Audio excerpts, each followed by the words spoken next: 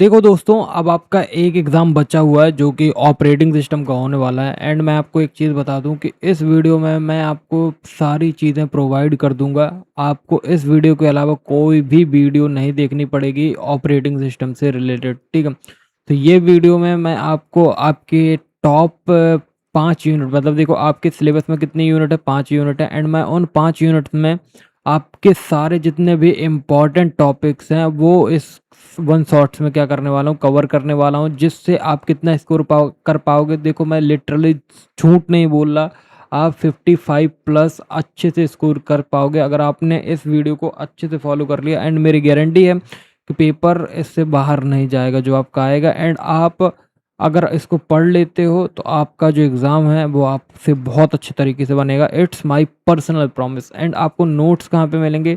तो भैया टेलीग्राम पे लिंक है, टेलीग्राम पे लिंक उठा लो एंड टेलीग्राम से क्या करो, टेलीग्राम पे जाके चेक कर लो। एंड वहाँ पे किस नेम से मिलेगा? ऑपरेटिंग सिस्टम वन शॉट्स का, वन शॉट्स का क्या, वन शॉट्स का पीडीएफ।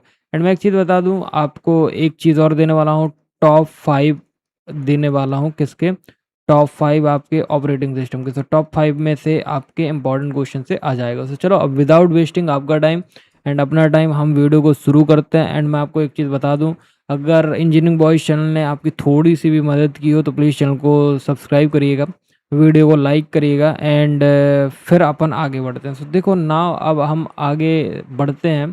तो फर्स्ट मैं आपको एक चीज़ बता दूं कि यहाँ पे हमको क्या पढ़ना है। ऑपरेटिंग सिस्टम के आपको हर टॉपिक्स पे हम क्या फॉलो कर रहे हैं: definition, purpose, working concept, diagram and characteristics and features, type हो गए एंड ये सारी चीज़ें। तो देखो ये मैं बता दूं, ये जो आपका वन शॉट्स होने वाला है ये सारी ब्रांचेस के लिए होने वाला है। फर्स्ट ऑफ ऑल मैं बता दूं, आप सीएस में हो, सीडी में हो, एडी में हो, आप एसडी में हो, आप किसी भी ब्रांच में हो, सब ब्रांच में आपका ये ऑपरेटिंग सिस्टम का वन शॉट्स काम चल जाएगा।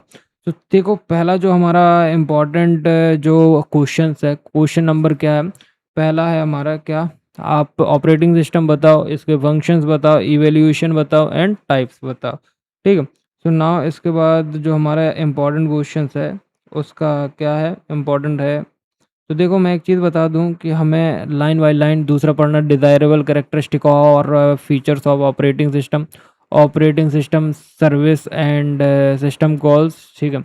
फाइल कॉन्सेप्ट और views of file system, disk का ऑर्गेनाइजेशन और system modules and disk space allocation method, directory structures and file protection mechanism, disk scheduling algorithm, process concept है और process state management diagram, type of schedulers and CPU scheduling algorithm evaluation और multi processes scheduling threads और system calls for process management, memory management techniques बताओ, partitioning और swapping, paging segmentation and पेज्ड segmentation, virtual memory and demand paging, ठीक है। Now input output principle और input output programming technique, programmed input output, interrupt driven input output and concurrent input output, फिर concurrency, critical sections problems and semaphores and deadlock characterization, prevention, avoidance and recovery, network distribution और multi processor operating system. So ये हमारे top 20 topics हैं जो कि हमें इस one shots में पढ़ना है। तो नाउ सबसे पहले टॉपिक की तरफ मूव करते हैं। सो स्टार्ट करते हैं अपने इस वन शॉट्स के वीडियो को। तो सबसे पहले जो देखो हमारा जो ऑपरेटिंग सिस्टम है, ये एक क्या होता है, ये देखो जो ऑपरेटिंग सिस्टम होता है, ऑपरेटिंग सिस्टम एक सिस्टम सॉफ्टवेयर होता है जो कंप्यूटर, हार्डवेयर और यूज़र के बीच में इंटरफेस का काम करता है। देखो कंप्यूटर हो गया, हार्डवेयर हो गया और यूज़र के बीच में कौन काम पे आएगा? देखो मैं तुमको डायग्राम से बताऊँ। देखो कंप्यूटर हो गया, ठीक है, कंप्यूटर हो गया एंड हार्डवेयर हो गया। क्या हो गया? हार्डवेयर हो गया। एंड और यूज़र के बीच कौन आता है? ऑपरेटिंग सिस्टम, ठीक है। तो इतना ध्यान रखना। ना जो हमारा नेक्स्ट है, मतलब इसके आगे है, आगे की लाइन है, वो क्या है? ये हार्डवेयर रिसोर्स, सीपीयू, मेमोरी और इनपुट आउटपुट डिवाइस को क्या करता है? मैनेज करता है और यूज़र प्रोग्राम को रन करने के लिए क्या करता है? एनवायरनमेंट को प्रोवाइड करता है, ठीक है। तो इतना तुमको समझ में आ गया होगा। एंड अब मैं एक चीज़ बता दूं, देखो मैं यहाँ पे आपको एक्सप्लेन करूँगा, बट आपको अगर नहीं समझ में आता तो प्लीज़ आप वीडियो को पीछे कर लो एंड प्लीज़ थोड़ा-सा समझने की कोशिश करना। तो देखो जो हमारा डेफिनेशंस है, आपको समझ में आ गया होगा कि जो हमारा ऑपरेटिंग सिस्टम है, ऑपरेटिंग सिस्टम एक सिस्टम सॉफ्टवेयर होता है, जो कंप्यूटर, हार्डवेयर और यूज़र के बीच में क्या करता है, इंटरफ़ेस का काम करता है। ये हार्डवेयर रिसोर्स जैसे आपका सीपीयू हो गया, मेमोरी हो गया, इनपुट आउटपुट डिवाइस हो गया, इन सबको क्या करता है, मैनेज करता है और यूज़र प्रोग्राम को क्या करता है, रन करने के लिए एनवायरनमेंट प्रोवाइड करता है। नाउ पर्पस हमारा क्या, पर्पस देखो ऑपरेटिंग सिस्टम का मेन पर्पस है रिसोर्स मैनेजमेंट, जैसे आपका सीपीयू हो गया, मेमोरी हो गया, फाइल्स हो गया एंड डिवाइसेस हो गया, एंड यूज़र को क्या करना, कन्वीनियंट इंटरफेस देना। और जो हमारा प्रोग्राम है, प्रोग्राम का सेफ एग्जीक्यूशन करना और बिना ऑपरेटिंग सिस्टम के हर एप्लीकेशन को डायरेक्टली हार्डवेयर हैंडल करना पड़ता है, जो बहुत ज़्यादा क्या हो जाता है, कॉम्प्लेक्स हो जाता है। ठीक है, नाउ अब आता है वर्किंग कॉन्सेप्ट। तो वर्किंग में क्या, ऑपरेटिंग सिस्टम बूट होते हैं एंड मेमोरी में लोड होता है और कर्नल फिर प्रोसेस क्रिएट करता है और उन्हें सीपीयू एलोकेट करते हैं। ठीक है, नाउ मेमोरी मैनेज करता है और इनपुट आउटपुट। देखो जो हमारा ऑपरेटिंग सिस्टम है, ऑपरेटिंग सिस्टम क्या होता है, बूट होते ही मेमोरी में लोड होता है। ठीक है, एंड जो हमारा फिर हम क्या करते हैं, प्रोसेस को क्रिएट करते हैं और उन्हें सीपीयू एलोकेट करते हैं। किसको, जो हमारी प्रोसेस है उनको हम क्या करते हैं, सीपीयू एलोकेट करते हैं। ठीक है, एंड जो मेमोरी में एंड हम क्या करते हैं, मेमोरी मैनेज करते हैं। फिर हमारा जो इनपुट आउटपुट ऑपरेशन कंट्रोल है, ये क्या करता है, ये रिसोर्स एलोकेट करता है और प्रोग्राम को दोनों तरह से काम करता है। तो देखो इसका डायग्राम देखो, सबसे पहले हमारा ऊपर होता है user application, then system calls, then आपका ऑपरेटिंग सिस्टम जिसको कर्नल भी बोल सकते हैं, एंड फिर आपका होता है CPU, memory, input output, file management, and नीचे होता है आपका हार्डवेयर, जिसमें आपका रैम हो सकता है, सीपीयू हो सकता है, डिस्क हो सकता है, डिवाइसेस हो सकता है। नाउ आपका आता है कैरेक्टरिस्टिक। तो कैरेक्टरिस्टिक क्या है, तो कैरेक्टरिस्टिक है कि जो इफिशिएंट रिसोर्स मैनेजमेंट और कन्वीनियंस, मतलब इजी इंटरफेस होता है, रिलायबिलिटी और security and production and scalability and portability. ठीक है, तो नाउ जो अब हमारा टाइप है, तो देखो यहाँ पे हमें क्या है, इसकी पहले फंक्शन समझ लो। फंक्शन क्या है, पहला प्रोसेस को मैनेज करता है, मेमोरी को मैनेज करता है, फाइल को मैनेज करता है, इनपुट आउटपुट डिवाइस को मैनेज करता है, और सिक्योरिटी एंड प्रोटेक्शन और networking and user interface CLI और GUI। तो देखो प्रोसेस मैनेजमेंट का मतलब क्या होता है कि प्रोसेस को क्रिएट करना, डिलीट करना, टर्मिनेट करना और रिज्यूम करना। एंड मेमोरी मैनेजमेंट में मेमोरी मतलब मेमोरी चेक करना फुल है या एम्प्टी है, ये सब। और फाइल मैनेजमेंट, फाइल क्रिएट करना, डिलीट करना, एडिट करना, मूव करना, कॉपी करना, ये सब। इनपुट आउटपुट डिवाइस में मैनेजमेंट, ये मतलब अपने जो इनपुट आउटपुट डिवाइस हैं, लाइक आपका सीपीयू, प्रिंटर, मॉनिटर, माउस, ये सबको क्या करना, मैनेज करना। Security and protection, security check करना कि जो अनऑथेंटिकेशंस यूज़र हैं वो, मतलब जो अनऑथराइज्ड यूज़र हैं वो एक्सेस ना ले पाएँ। एंड वायरस, वॉर्म एंड इन सबसे प्रोटेक्शन करना। एंड नेटवर्किंग, मतलब अपना network and user interface GUID ना। इवोल्यूशन या जनरेशन देख लो, तो जो हमारा फर्स्ट जनरेशन का ऑपरेटिंग सिस्टम है वो 1940 से लेकर 1950 में था। No operating system, vacuum tubes और मैनुअली ऑपरेशंस होते थे। एंड जो हमारे सेकंड जनरेशन मतलब 1590 से लेकर 1960 तक थे, जो हमारे बैच प्रोसेसिंग ऑपरेटिंग सिस्टम थे। थर्ड जनरेशन 1960 से लेकर 1970 तक multi programming time sharing operating system. Fourth generation 1980 से प्रेजेंट तक हैं, जो personal computer operating system and distributed operating system and real time operating system पे काम कर रहे हैं। तो नाउ देखो अभी अगर मैं आपको टाइप ऑफ ऑपरेटिंग सिस्टम बताऊं, तो first is batch operating system, time sharing operating system, distributed operating system, network operating system, real time operating system and multi process operating system and multi process operating system and mobile operating system. So these are the various type of operating system. First is batch operating system, second is time sharing operating system, third is distributed operating system, fourth is आपका क्या, fourth is network operating system and fifth is real time operating system, multi processor operating system and mobile operating system. अब देखो हम इसके result या application वो advantage देखते हैं। तो रिसोर्स का यूटिलाइजेशन बेहतर होता है और मल्टीपल यूजर्स प्रोग्राम के साथ काम कर सकता है। ठीक है,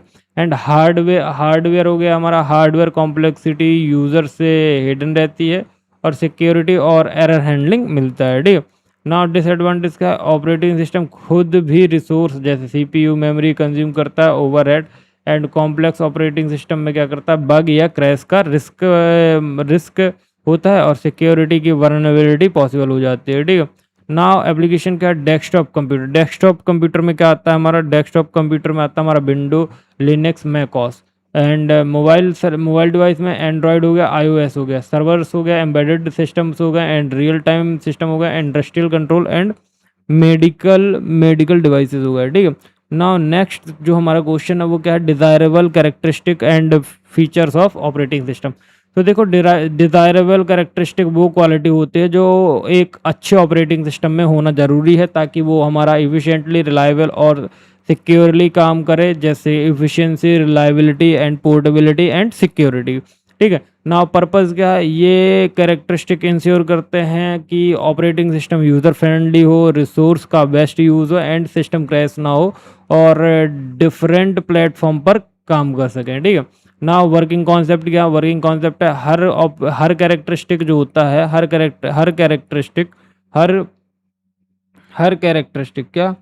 कैरेक्टरिस्टिक ऑपरेटिंग सिस्टम के डिज़ाइन में इम्प्लीमेंट होता है। एग्जांपल शेड्यूलिंग एल्गोरिथम से इफिशिएंसी एंड प्रोडक्शन मशीन से सिक्योरिटी, लेयर्ड मॉडुलर डिज़ाइन से प्रोबेबिलिटी अचीव्ड होती है, ठीक है। नाउ अब आप एक डायग्राम देखो तो desirable operating system and characteristic, तो यहाँ पे देखो इफिशिएंसी हो गया, रिलायबिलिटी हो गया, and security, portability and scalability, ठीक है। तो डिज़ायरेबल ऑपरेटिंग सिस्टम के कैरेक्टरिस्टिक कौन कौन से हैं, एफिशिएंसी हो गया, एफिशिएंसी के साथ साथ हमारा रिलायबिलिटी हो गया, रिलायबिलिटी के साथ साथ हमारा सिक्योरिटी, सिक्योरिटी के साथ साथ हमारा पोर्टेबिलिटी, एंड पोर्टेबिलिटी के बाद साथ साथ स्केलेबिलिटी। तो ठीक है ना, अब हमारा जो नेक्स्ट है, अब नेक्स्ट पे हम आगे मूव करेंगे। तो हमें क्या जानना है, कैरेक्टरिस्टिक्स। तो फर्स्ट कैरेक्टरिस्टिक क्या है, एफिशिएंसी, रिलायबिलिटी, रोबस्टनेस एंड आपका सिक्योरिटी के बाद आपका क्या आता है, portability, scalability, extensibility, maintainability, user convenience and fault tolerance. So these are the characteristic of desirable characteristic of operating system. Now type या कंपोनेंट्स, तो देखो की फीचर देख लो। इफिशियंसी का मतलब क्या होता है, रिसोर्स का ऑप्टिमल यूज़ करना। रिलायबिलिटी का सिस्टम जो है वो कंसिस्टेंटली करेक्ट रिजल्ट दे। रोबस्टनेस या फॉल्ट टॉलरेंस का मतलब होता है एरर क्रैशेस से रिकवर कर सके। सिक्योरिटी और प्रोटेक्शन का अनऑथराइज्ड एक्सेस से बचाव। प्रोबेबिलिटी मतलब पोर्टेबिलिटी मतलब डिफरेंट हार्डवेयर पर रन हो सके। एंड जो हमारा नेक्स्ट हमारा क्या है, स्केलेबिलिटी मतलब इंक्रीजिंग लोड हैंडल कर सकता है, ठीक है, इंक्रीजिंग लोड हैंडल कर सकता है। And convenience, user friendly interface, GUI और GLI होता है। एंड जो हमारा इंटर ऑपरेटेबिलिटी, डिफरेंट सिस्टम्स नेटवर्क के साथ कंपेटेबल होता है, ठीक है ना। अब इसके जो एडवांटेज है, तो एडवांटेज देख लो कि अच्छे कैरेक्टरिस्टिक वाले ऑपरेटिंग सिस्टम के साथ स्टेबल होता है ये, एंड सिक्योर और यूज़र फ्रेंडली होता है, और बिजनेस और पर्सनल यूज़ दोनों के लिए हम सुटेबल मान सकते हैं इसको। इसके डिसएडवांटेज क्या है, पहला इसका जो डिसएडवांटेज है, फर्स्ट डिसएडवांटेज क्या है, सब कैरेक्टरिस्टिक के साथ अचीव करना डिफ़िकल्ट है। तो देखो ये जो सब कैरेक्टरिस्टिक के साथ मतलब जितने भी कैरेक्टरिस्टिक हैं उन सभी के साथ अचीव करना क्या होता है, डिफ़िकल्ट होता है, ठीक है। नाउ ये हाई सिक्योरिटी, ज़्यादा ओवरहेड ले सकता है, जिससे परफॉर्मेंस क्या हो सकती है, कम हो सकती है, ठीक है। नाउ नेक्स्ट हमारा एप्लीकेशन। तो एप्लीकेशन क्या है, मॉडर्न ऑपरेटिंग सिस्टम डिज़ाइन मतलब जो हमारे मॉडर्न ऑपरेटिंग सिस्टम डिज़ाइंस हैं उनको क्या करता है, ये फॉलो करता है, जैसे विंडोज़ और लिनक्स, और जैसे एंटरप्राइजेस सर्वर्स में रिलायबिलिटी और सिक्योरिटी प्रियोरिटी होती है। एंड मोबाइल ऑपरेटिंग सिस्टम में पोर्टेबिलिटी और पोर्टेबिलिटी होती है। तो देखो जो हमारा एंटरप्राइज सर्विस जो होते हैं उसमें रिलायबिलिटी और सिक्योरिटी प्रियोरिटी होती है, एंड मोबाइल ऑपरेटिंग सिस्टम में एफिशिएंसी और पोर्टेबिलिटी क्या होती है, प्रियोरिटी होती है, ठीक है। सो नाउ नेक्स्ट है हमारा क्या, नेक्स्ट है हमारा क्या, operating system and services, operating system services and system calls, ठीक। तो नाउ अब हमारा जो थर्ड है वो क्या है, ऑपरेटिंग सिस्टम का सर्विसेज एंड आपका सिस्टम कॉल्स। तो देखो जो हमारा ऑपरेटिंग सिस्टम है, ऑपरेटिंग सिस्टम की हमें सर्विसेज देखनी है, तो शुरू करते हैं। तो देखो ध्यान से देखना कि जो हमारा ऑपरेटिंग सर्विसेज है, ऑपरेटिंग सिस्टम की जो सर्विसेज हैं वो फैसिलिटीज़ हैं जो ऑपरेटिंग सिस्टम यूज़र्स प्रोग्राम को प्रोवाइड करते हैं। जैसे आपका प्रोग्राम का एग्जीक्यूशन हो गया, एंड आपका इनपुट आउटपुट ऑपरेशंस हो गए। इनपुट आउटपुट ऑपरेशंस के बाद आपका क्या हो गया, फाइल मैनिपुलेशन हो गया, क्या हो गया, फाइल मैनिपुलेशन हो गया। एंड आपका क्या हो गया, सिस्टम कॉल्स हो गया। सिस्टम कॉल्स जो है एक इंटरफेस मैकेनिज्म है जिसके थ्रू हम क्या कर सकते हैं, प्रोग्राम के ऑपरेटिंग सिस्टम्स को क्या कर सकते हैं, रिक्वेस्ट कर सकते हैं इसकी सर्विसेज को, ठीक है। तो नाउ एक चीज़ देखना, जो कि हमारा ऑपरेटिंग सिस्टम है, ऑपरेटिंग सिस्टम क्या होता है, ऑपरेटिंग सिस्टम की जो सर्विसेज हैं वो फैसिलिटीज़ होती हैं जो ऑपरेटिंग सिस्टम यूज़र्स प्रोग्राम्स को प्रोवाइड करते हैं, ठीक है। जैसे कि आपका क्या हो गया, प्रोग्राम का क्या हो गया, प्रोग्राम का आपका एग्जीक्यूशन हो गया, प्रोग्राम का एग्जीक्यूशन हो गया, इनपुट आउटपुट ऑपरेशंस हो गया एंड फाइल मैनिपुलेशन हो गया। जो हमारा सिस्टम कॉल्स होता है ये एक इंटरफेस या मैकेनिज्म है जिसके थ्रू यूज़र प्रोग्राम को क्या कर सकते हैं, ऑपरेटिंग सर्विसेज को रिक्वेस्ट कर सकते हैं, ठीक है ना। इसका पर्पस क्या होता है, तो देखो सर्विसेज जो होती हैं वो यूज़र प्रोग्राम को हार्डवेयर से डायरेक्टली इंटरेक्ट किए बिना काम करते हैं, और जो हमारा सिस्टम कॉल्स होता है, सिस्टम कॉल्स प्रोवाइड करते हैं और क्या करते हैं, कंट्रोल करते हैं एंड सिक्योर तरीका कर्नल सर्विस एक्सेस करने का, ठीक है। तो एक चीज़ ध्यान रखना, जो हमारा सर्विसेज जो हैं वो यूज़र प्रोग्राम को हार्डवेयर से डायरेक्टली क्या करते हैं, इंटरेक्ट करते हैं बिना काम किए हुए, एंड सिस्टम कॉल्स प्रोवाइड करते हैं एंड कंट्रोल जो होता है वो कंट्रोल्ड और सिक्योर तरीके से कर्नल सर्विसेज एक्सेस करता है, ठीक है। नाउ अब हमारा नेक्स्ट है, अब नेक्स्ट क्या है हमारा, नेक्स्ट है हमारा वर्किंग। सो वर्किंग देखो, सो वर्किंग क्या है हमारा, जब यूज़र प्रोग्राम को कर्नल सर्विसेज चाहिए होती है, जैसे फाइल को रीड करना, राइट करना, तो हमारा सिस्टम कॉल करता है सीपीयू मोड, उस यूज़र पर क्या करता है, कर्नल मोड में स्विच कर देता है एंड कर्नल मोड में स्विच कर देता है। तो देन हमारा जो कर्नल है, कर्नल क्या करता है, कर्नल रिक्वेस्ट प्रोसेस करता है और फिर कंट्रोल वापस यूज़र को मिलता है। तो देखो वर्किंग तुम्हें समझ में आ गई होगी कि जो हमारा यूज़र है, यूज़र क्या करता है, यूज़र जो है प्रोग्राम को जब यूज़र को क्या चाहिए होता है, कर्नल चाहिए होता है, तो वो सिस्टम को कॉल करता है। किसको कॉल करता है, सिस्टम को कॉल करता है। देन सीपीयू जो होता है वो यूज़र मोड से कर्नल मोड में स्विच करता है। तो देखो जो हमारा सीपीयू है वो क्या करता है कि यूज़र मोड से कर्नल मोड में क्या करता है, स्विच करता है, ठीक है। नाउ कर्नल रिक्वेस्ट प्रोसेस करता है, फिर कंट्रोल वापस यूज़र प्रोग्राम को दे देता है, ठीक है। एंड नाउ अब हमारा डायग्राम देख लो। सो डायग्राम हमारा क्या है, सो डायग्राम है हमारा, सबसे ऊपर यूज़र प्रोग्राम रहता है, then trap to kernel mode, मतलब change to kernel mode system calls, and operating system kernel execute करता है किसको, रिक्वेस्ट को, देन रिटर्न करता है यूज़र मोड को, एंड यूज़र प्रोग्राम क्या करता है, कंटिन्यूसली करता है, ठीक है। नाउ कैरेक्टरिस्टिक क्या है, तो कैरेक्टरिस्टिक क्या है, सबसे पहले देखो सिक्योर करता है इंटरफेस को, mode switching user to kernel और कर्नल टू यूज़र, ठीक है। नाउ फिर क्या आता है, स्टैंडर्डाइज एंड ब्लॉकिंग और नॉन ब्लॉकिंग कॉल्स पॉसिबल हो जाते हैं, ठीक है। नाउ इसके टाइप देख लो। So type, there are various types. तो देखो सबसे पहले ऑपरेटिंग सिस्टम की जो सर्विसेज हैं उसमें आता है प्रोग्राम का एग्जीक्यूशन, प्रोग्राम हमारा कैसे एग्जीक्यूट कर रहा है, ठीक है। और इनपुट आउटपुट ऑपरेशन आ जाते हैं, फाइल सिस्टम मैनिपुलेशन आ जाता है, communication, error detection and resources allocation, accounting and protection and security and user interface. So then हमारा जो सिस्टम कॉल है क्या है, जो सिस्टम कॉल क्या है, हमारा सिस्टम कॉल्स के टाइप्स। तो पहला है प्रोसेस कंट्रोल में क्या आता है, फोर्क आता है, फोर्क के बाद आपका क्या आता है, एग्जिट आता है एंड वेट आता है, ठीक है। नाउ फाइल मैनेजमेंट में क्या क्या आता है, फाइल मैनेजमेंट में आपका आता है open, read, right and close. Device management में आता है IOCTL एंड रीड राइट, ठीक है। नाउ इंफॉर्मेशन मेंटेनेंस, गेट पिड, अलार्म, स्लीप। नाउ नेक्स्ट है हमारा कम्युनिकेशन में आपका पिप, सेमेंट एंड सेंड रिसीव, ठीक है।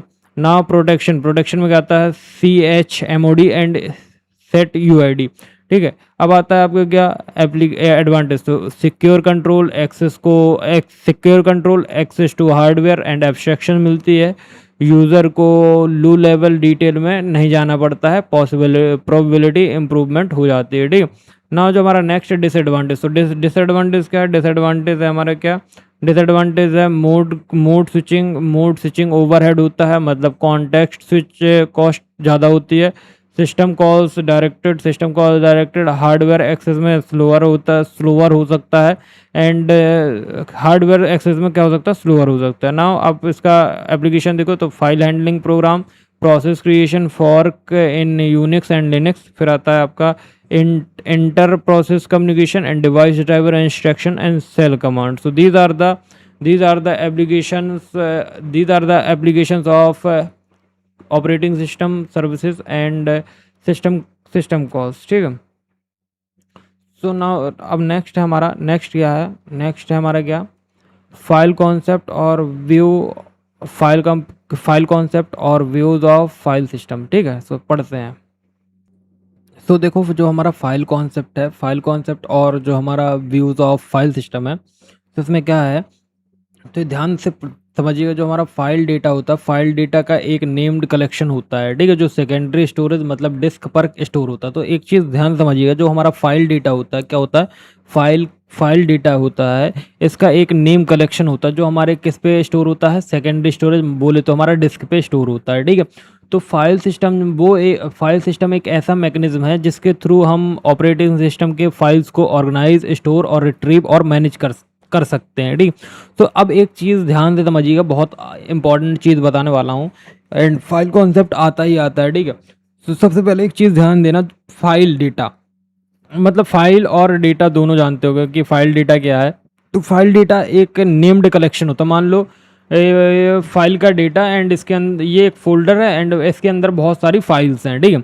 तो ये क्या है, फाइल डेटा. तो इसका एक नेम्ड कलेक्शन होता है, जो एक हम जो सेकेंडरी डिवाइस बोले तो हमारे डिस्क पे क्या होता है, स्टोर होता है. ठीक है.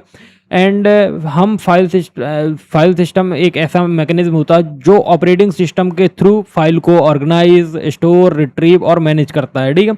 ना इसका पर्पस क्या होता है भैया, तो पर्पस बहुत सिंपल है कि फाइल डेटा को परसिस्टेंट मतलब नॉन वॉलेटाइल तरीके से स्टोर करने का लॉजिकल यूनिट प्रोवाइड करता है. तो देखो वॉलेटाइल एंड नॉन वॉलेटाइल आप अच्छे से जानते होंगे, तो मेरे को बताने की ज़रूरत नहीं है, तो मैं इसको आगे से एक्सप्लेन करता हूँ. तो देखो जो हमारा फाइल डेटा होता है, फाइल डेटा को नॉन वॉलेटाइल तरीके से स्टोर करने का लॉजिकल यूनिट प्रोवाइड करता है. एंड फाइल सिस्टम का पर्पस है इफिशिएंट स्टोरेज एंड रिट्रीवल और डेटा को ऑर्गेनाइज करना है. ठीक है.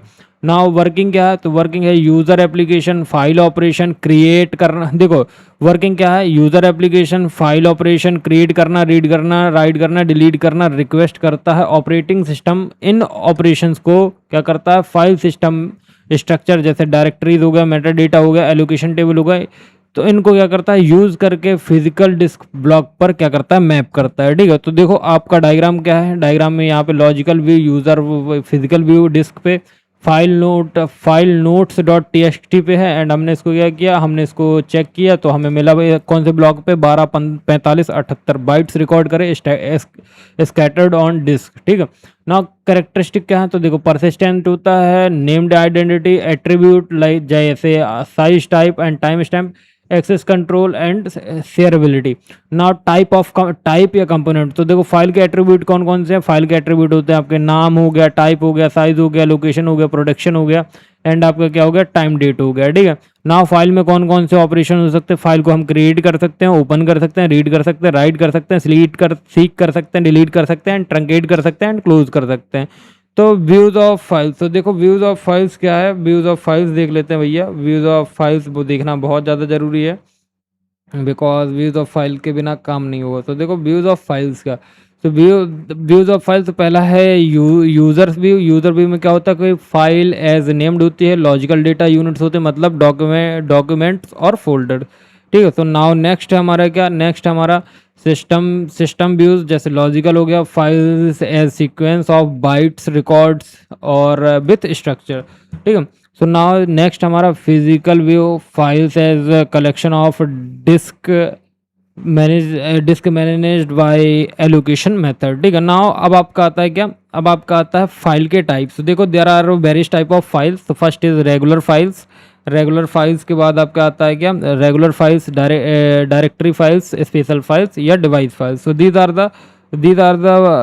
The type of files. So first है आपका रेगुलर फाइल्स, डायरेक्टरी फाइल्स और स्पेशल फाइल्स. ठीक है. तो जो हमारा फाइल स्ट्रक्चर होता है वो फाइल स्ट्रक्चर क्या होता है, देखो या तो बाइट के सीक्वेंस का होगा, रिकॉर्ड सीक्वेंस होगा, या तो ट्री स्ट्रक्चर होगा. तो ये तीन स्ट्रक्चर होते हैं किसके, फाइल स्ट्रक्चर के. तो अब इसके एडवांटेज देख लेते हैं. तो एडवांटेज देख लो कि एडवांटेज क्या है. ठीक है. एडवांटेज क्या है, तो पहला जो एडवांटेज है, पहला एडवांटेज क्या है, ऑर्गेनाइज डेटा स्टोर होता है, इजी रिट्रीवल होता है, शेयरिंग और प्रोडक्शन पॉसिबल होती है, लॉजिकल एब्स्ट्रैक्शन से यूजर्स को फिजिकली स्टोरेज डिटेल्स नहीं जाननी पड़ती है, ठीक है। नाउ अब डिसएडवांटेज तो फ्रेगमेंटेशन हो सकती है, फाइल सिस्टम करप्ट हो सकता है, एंड डेटा का लॉस हो सकता है, एंड रिस्क हो सकता है डेटा का लॉस होने का, एंड मैनेजमेंट ओवरहेड, मतलब मेटा डेटा को क्या करना, मेंटेन करना है, ठीक है। नाउ ये चीज़ें हो गई, एंड नाउ एक चीज़ ध्यान रखना कि जो हमारा मेटा डेटा है वो क्या होता है, मेटा डेटा किसको मेंटेन करता है, मैनेजमेंट ओवरहेड को। तो एप्लीकेशंस क्या है, document storage, database, multimedia storage, program और executable storage, and log files and configuration files. तो ये आपका क्या था, ये आपका फाइल कॉन्सेप्ट और व्यूज ऑफ फाइल सिस्टम था, ठीक है। तो अभी तक हम 4 टॉपिक्स पढ़ चुके हैं। पहला आपका ऑपरेटिंग सिस्टम का कॉन्सेप्ट था, तो पहला क्या था, ऑपरेटिंग सिस्टम क्या होता है, फंक्शन क्या है, इवोल्यूशन एंड टाइप क्या है, ठीक है। नाउ सेकंड था हमारा डिज़ायरेबल कैरेक्टरिस्टिक और features of operating system. Now third था हमारा क्या, ऑपरेटिंग सिस्टम और services and system calls. Now fourth क्या था हमारा, फोर्थ था हमारा फाइल कॉन्सेप्ट और व्यूज ऑफ फाइल कॉन्सेप्ट। अब नाउ नेक्स्ट जो है हमारा डिस्क ऑर्गेनाइजेशन और file system modellers.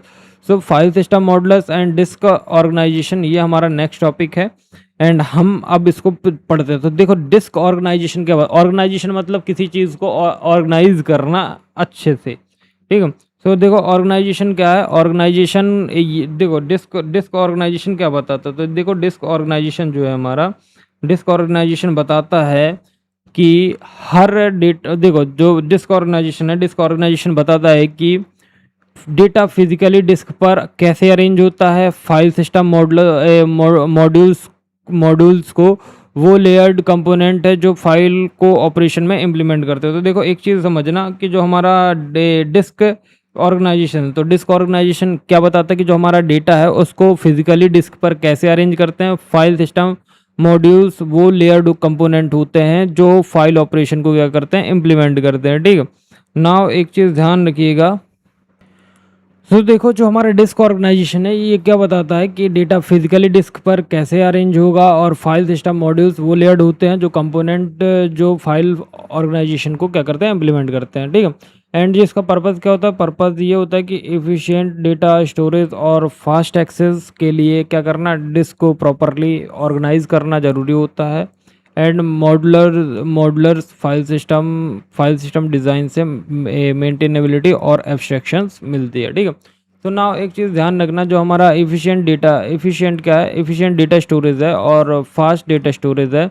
Fast access के लिए डिस्क को प्रॉपरली ऑर्गेनाइज करना ज़रूरी होता है, एंड मॉडुलर फाइल सिस्टम जो होता है वो डिज़ाइन से मेंटेनेबिलिटी और एब्स्ट्रैक्शन मिलती है। नाउ वर्किंग कॉन्सेप्ट क्या, वर्किंग कॉन्सेप्ट है डिस्क मल्टीपल प्लेटर्स का बना होता है, जो हर प्लेटर पर tracks, concentric circles and tracks sectors में डिवाइड होते हैं। तो देखो फाइल सिस्टम जो होता है, फाइल सिस्टम लेयर एक दूसरे के ऊपर काम करते हैं, टॉप लेयर लॉजिकल रिक्वेस्ट लेता है and bottom layer physical input output करता है। तो देखो डिस्क स्ट्रक्चर क्या होता है, प्लेटर होता है, ट्रैक होता है, प्लेटर होता है, ट्रैक होता है, एंड सेक्टर होता है, सिलेंडर होता है। तो पहला क्या होता है, file system layer, top to bottom जाते हैं अपन, application program, logical file system, file organization modules, basic file systems and input output control devices and drivers and device और disk hardware. So now next हमारा characteristic या feature. So layered modular design, separation of logical and physical operation, efficient block management, and next क्या है, type या component. तो देखो disk organization term and platter हो गया, ट्रैक हो गया, एंड सेक्टर हो गया, सिलेंडर हो गया, एंड स्पिंडल हो गया, एंड रीड राइट हेड हो गया। Now file system modules. तो फाइल सिस्टम मॉड्यूल्स के बाद क्या, पहला logical file system manages metadata, directory structure, production, and now second हमारा फाइल ऑर्गेनाइजेशन मॉड्यूल। पहला है translate logical blocks to physical blocks, free space management, and third is base file system, issues generic commands to device drivers, input output control, device drivers और interrupt handles lowest level, ठीक है। Now advantage क्या है, advantage है modular design से maintenance easy होता है and layered approach abstraction देता है और एफिशिएंट डिस्क से परफॉर्मेंस इम्प्रूव होता है, ठीक है। नाउ डिसएडवांटेज क्या है, लेयर्स के थ्रू क्या होता है, डेटा पास होने से थोड़ा ओवरहेड हो सकता है एंड कॉम्प्लेक्स इम्प्लीमेंटेशन होता है, डिस्क का फ्रेगमेंटेशन इशूज हो सकता है। नाउ नाइन्थ है आपका hard disk drivers, S S D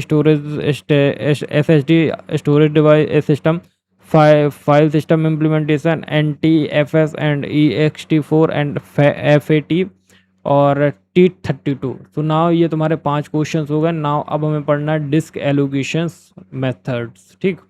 now देखो, अब है आपका डिस्क स्पेस एलोकेशन मेथड। तो डिस्क स्पेस एलोकेशन मेथड क्या होता है, तो डिस्क स्पेस एलोकेशन मेथड वो टेक्निक है जो डिसाइड करती है कि फाइल के डेटा ब्लॉक्स डिस्क पर कैसे एलोकेट या स्टोर किए जाएंगे। तो देखो, जो हमारा डिस्क स्पेस एलोकेशन है, एलोकेशन का मतलब होता है कि हमारा जो डिस्क स्पेस है उसमें हम अपने डेटा ब्लॉक्स को कैसे स्टोर करेंगे, ठीक है। बस इतना समझ लो कि जो हमारा डिस्क स्पेस एलोकेशन मेथड है ये एक टाइप का टेक्निक होता है एंड ये डिसाइड करता है कि जो हमारे डेटा मतलब फाइल के डेटा ब्लॉक्स है वो किस मतलब वो डेटा ब्लॉक्स जो हैं वो डिस्क पर कैसे स्टोर किए जाएंगे, ठीक है। नाउ अब हमारा नेक्स्ट क्या है, नेक्स्ट है हमारा पर्पस। तो पर्पस है डिस्क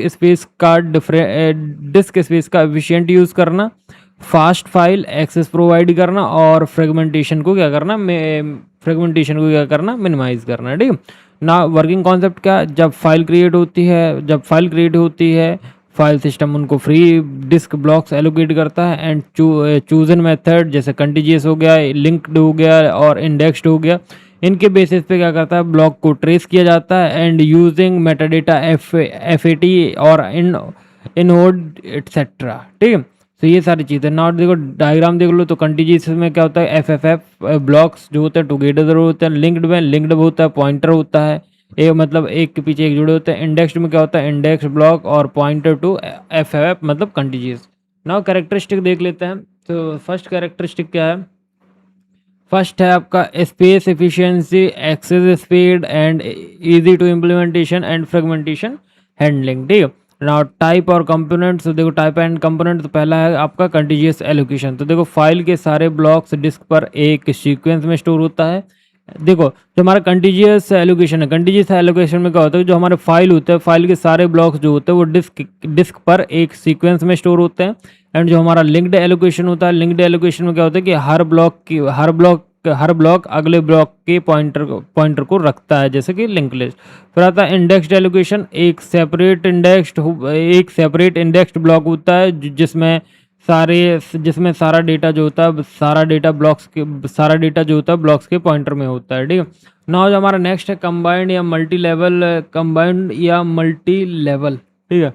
तो देखो जो हमारा कंबाइंड मल्टी लेवल इंडेक्स मतलब यूज़ होता है यूनिक्स और इन नोट्स में।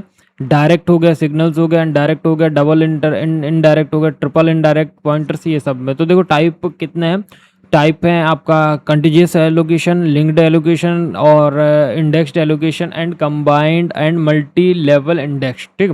तो ना इसके एडवांटेज देख लेते हैं। तो कंटीजियस के एडवांटेज हैं कि फास्ट होता है, सीक्वेंशियल होता है और डायरेक्ट एक्सेस देता है, ठीक है ना। लिंक्ड का क्या है कि इसमें कोई एक्सटर्नल फ्रेगमेंटेशन नहीं होता, फाइल साइज इजी ग्रो हो सकता है।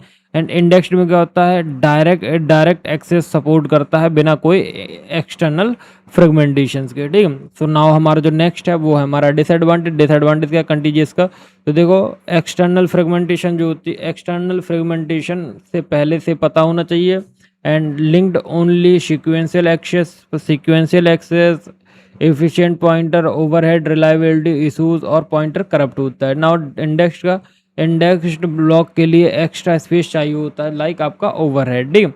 नाउ अब हमारा क्या नेक्स्ट एप्लीकेशन। तो एप्लीकेशन क्या है, तो एप्लीकेशन में क्या है, फाइल सिस्टम जैसे फैट हो गया, लिंक्ड बेस्ड होता है।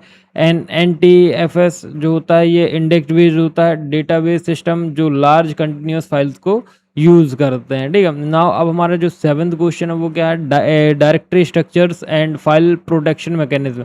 तो देखो जो हमारा डायरेक्टरी स्ट्रक्चर है, डायरेक्टरी स्ट्रक्चर क्या होता है? ये एक स्ट्रक्चर होता है जो फाइल के नेम्स और उनके एट्रीब्यूट लोकेशन को ऑर्गेनाइज करता है। फिर प्रोटेक्शन मैकेनिज्म वो टेक्निक है जो अनऑथराइज्ड एक्सेस से फाइल को क्या करता है? सिक्योर करते हैं। ठीक है। नाउ एक चीज़ ध्यान रखिए, जो हमारे हमारे डायरेक्टरी स्ट्रक्चर्स हैं, डायरेक्टरी स्ट्रक्चर्स क्या होती हैं?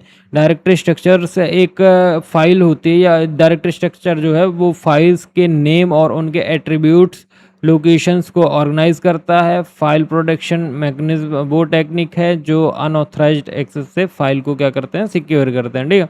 नाउ पर्पस देख लो, पर्पस है डायरेक्टरी स्ट्रक्चर्स फाइल्स को लॉजिकली ऑर्गेनाइज करते हैं एंड ताकि हम सर्चिंग और मैनेजमेंट को ताकि हमारी जो सर्चिंग और मैनेजमेंट है वो ईजी हो सके। एंड नाउ प्रोटेक्शन में क्या है? तो देखो प्रोटेक्शन मैकेनिज्म डेटा की कॉन्फिडेंशियली इंटीग्रिटी और कंट्रोल्ड शेयरिंग को क्या करता है? इंश्योर करता है। ठीक है। नाउ अब देखो जो हमारा वर्किंग क्या है? वर्किंग है डायरेक्टरी एक टेबल की तरह होता है। किसकी तरह काम करता है? टेबल की तरह काम करता है, जिसमें फाइल नेम होता है, उसके क्रॉसपॉन्डिंग डिस्क एड्रेस और इंडोड नंबर होता है, ये स्टोर होता है। एंड प्रोटेक्शन एक्सेस में क्या होता है कि प्रोटेक्शन एक्सेस कंट्रोल लिस्ट जो होता है ये permission bits read write execute के थ्रू इम्प्लीमेंट होती है। तो इसका डायग्राम देख लेते हैं। तो देखो पहले हम देखेंगे किसका? डायरेक्टरी का। तो देखो रूट होता है, होम डॉग मान लो कि ये आपका रूट फोल्डर है, रूट फोल्डर के नीचे आपका कोई होम डॉग करके एक फोल्डर है, होम डॉग हो गया। होम डॉग के नीचे आपका यूज़र 1 यूज़र 2 फाइल टेक्स्ट ये सब है। ठीक है। तो नाउ अब आपका आता है प्रोटेक्शन बिट्स में क्या है? प्रोटेक्शन बिट्स जो है ये आपका क्या है? ये आपका यूनिक्स स्टाइल है, और RWX एंड RXX ये क्या? ग्रुप ऑनर्स का अदर्स है। ठीक है। ना अब इसके कैरेक्टरिस्टिक क्या है? तो कैरेक्टरिस्टिक क्या है कि देखो hierarchical organisation, uniqueness of name within directory, access control, sharing capabilities. ठीक है। ना आपका डिफरेंट आता है डायरेक्टरी के स्ट्रक्चर। सबसे पहले आता है आपका सिंगल लेवल डायरेक्टरी मतलब सब फाइल्स एक ही डायरेक्टरी में होंगे। 2 लेवल डायरेक्टरी, हर यूज़र की अपनी अपनी डायरेक्टरी होगी। थर्ड स्ट्रक्चर डायरेक्टरी, हायरार्किकल सब डायरेक्टरीज अलाउड होंगी। असाइकल ग्राफ डायरेक्टरी, सब जो होंगे शेयर्ड सब डायरेक्टरीज फाइल्स अलाउड होंगी। ठीक है।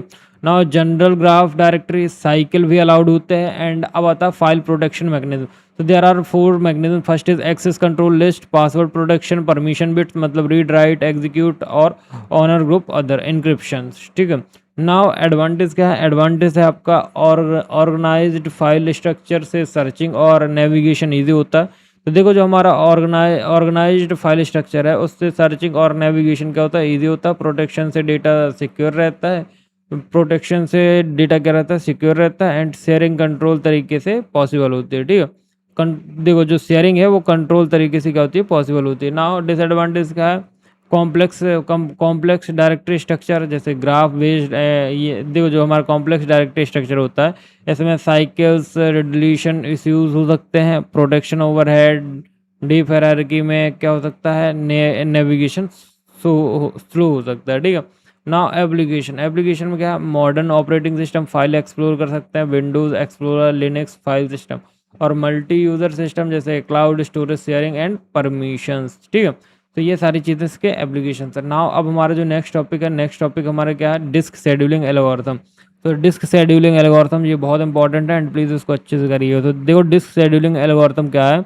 डिस्क शेड्यूलिंग एल्गोरिथम एक टेक्निक है जो डिसाइड करता है कि multiple pending disk input output को किस ऑर्डर में सर्विस किया जाए ताकि डिस्क आर्म मूवमेंट मिनिमाइज हो, मतलब सीक टाइम हमारा क्या मिनिमाइज हो। तो एक चीज़ ध्यान रखना, डिस्क शेड्यूलिंग एल्गोरिथम, तो शेड्यूल मतलब समझ रहे होगे और एल्गोरिथम को मतलब समझ रहे हो। तो ये एक ऐसी टेक्निक है जो डिसाइड करता है कि मल्टीपल पेंडिंग मतलब जितने बहुत सारी पेंडिंग्स डिस्क होती हैं जो कि इनपुट आउटपुट रिक्वेस्ट को क्या करते हैं? इनपुट आउटपुट को किस ऑर्डर में सर्विस किया जाए ताकि जो हमारा सीक टाइम है वो क्या है? मिनिमाइज हो जाए। ठीक है ना। अब एक चीज़ देखो, जो हमारा सीक टाइम है उसको हमको मिनिमाइज करना। डिस्क शेड्यूलिंग क्या एल्गोरिथम में डेफिनेशन आप क्या याद रखो कि जो हमारा सीक टाइम है हमको उसको मिनिमाइज करना है बस। ठीक है ना। पर्पज़ क्या? पर्पज़ है डिस्क एक्सेस कर पर्पज़ है डिस्क एक्सेस टाइम को मिनिमाइज करना, थ्रूपुट इंप्रूव करना एंड फेयरनेस मेंटेन करना, फेयरनेस मेंटेन करना रिक्वेस्ट के बीच। ठीक है ना। अब वर्किंग देख लो, वर्किंग कॉन्सेप्ट क्या है? वर्किंग कॉन्सेप्ट है जब मल्टीपल प्रोसेसेस डिस्क जैसे इनपुट आउटपुट रिक्वेस्ट करते हैं तो उनकी रिक्वेस्ट को एक क्यू, उनकी जो रिक्वेस्ट होती है वो एक क्यू में आती है एंड क्यू में आने के बाद डिस्क शेड्यूलर एल्गोरिथम के हिसाब से डिसाइड करता है नेक्स्ट कौन सा रिक्वेस्ट सर्विस होगा एंड ताकि डिस्क जो हेड है डिस्क हेड मूवमेंट ऑप्टिमाइज हो। ठीक है ना। आपका डायग्राम क्या है? डिस्क हेड मूवमेंट मतलब एग्जांपल है F C F S versus S S T F.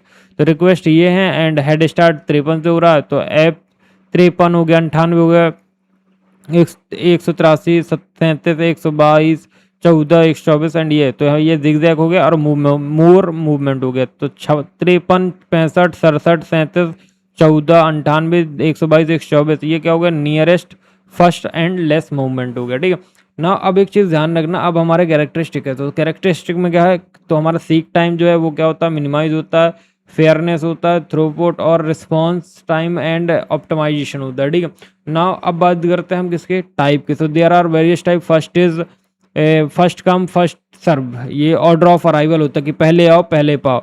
S S T F shortest seek time मतलब नियरेस्ट रिक्वेस्ट फर्स्ट। ठीक है, जो नियरेस्ट रिक्वेस्ट होगी उसको पहले लिया जाएगा। ठीक है। Now scan elevator algorithm disk arm के डायरेक्शन में मूव करता है एंड एंड तक फिर रिवर्स आता है। ठीक है।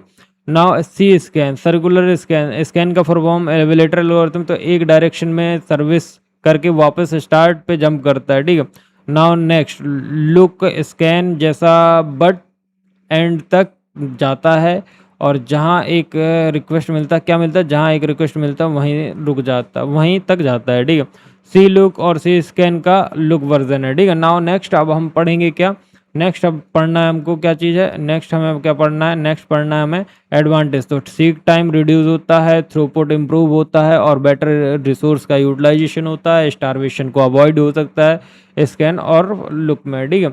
नाउ अब आता है डिसएडवांटेज। तो फर्स्ट कम फर्स्ट सर्व में ज़्यादा सीक टाइम वेस्ट हो सकता है, एफ एस टी एफ में स्टारवेशन हो सकता है फर रिक्वेस्ट को इग्नोर करने के लिए।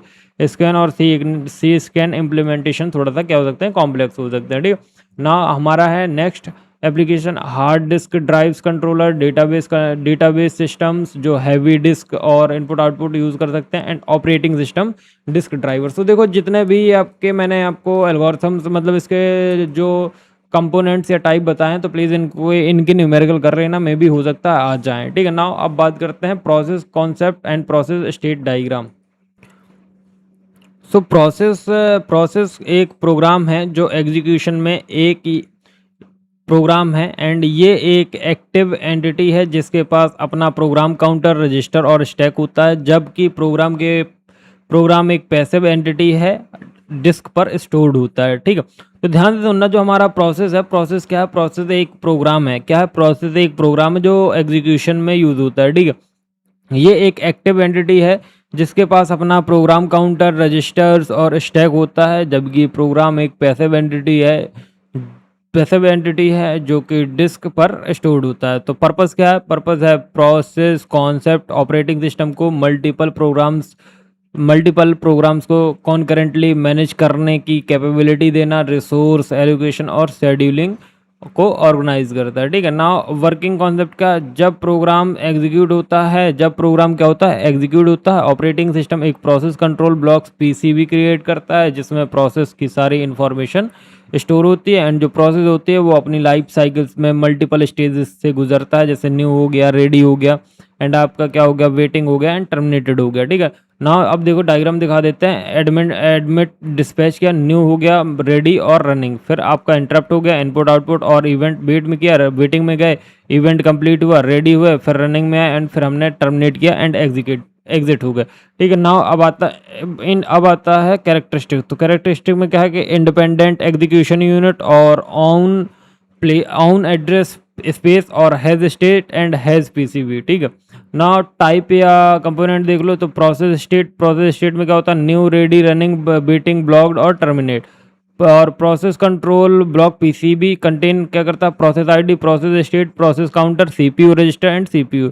शेड्यूलिंग इन्फॉर्मेशन, इसमें क्या होता है, memory management information and input output status information and accounting information, ठीक है।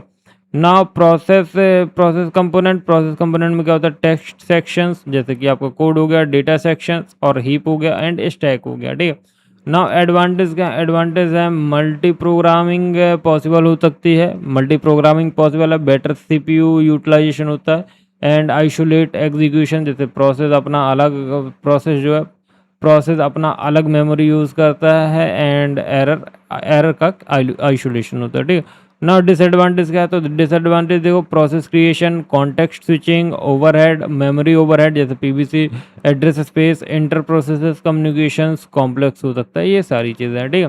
तो ना इसके एप्लीकेशन देख लो, तो एप्लीकेशन क्या है, मल्टीटास्किंग जैसे रनिंग ब्राउजर, एडिटर हो गया, म्यूजिक प्लेयर हो गया simultaneously and server application and handling multiple clients request, ठीक है।